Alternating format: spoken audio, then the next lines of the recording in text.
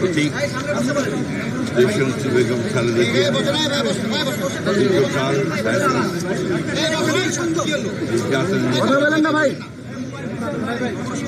কারাবন্দী থাকার পরে দেশ ফেসলা মুক্ত দেওয়ার পরে বিদেশে যুক্তরাজ্যে চিকিৎসার জন্য গিয়েছিলেন।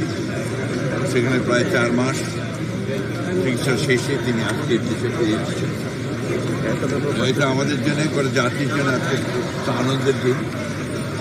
আমরা আজকে গণতন্ত্রের উত্তরণের যে সময়টুকু, এই সময়ে তার আমাদের দেশের জন্য জনগণের জন্য একটা অত্যন্ত উল্লেখযোগ্য দিক। আমরা মনে করি যে বেগম খালেদা জিয়ার এই উপস্থিতি তার দেশে ফিরে আসা, এটা আমাদের গণতন্ত্রের উত্তরণের পথকে আরও সহজ করবে, দেশকে সঠিক বৈষম্যহীন একটা পরিস্থিতির দিকে নিয়ে যেতে সহজে দেশনেত্রী বেগম খালেদা জিয়া যেন অত্যন্ত সেফলি এখানে দেশে এসে পৌঁছতে পারেন, সেই জন্য দোয়া করছি।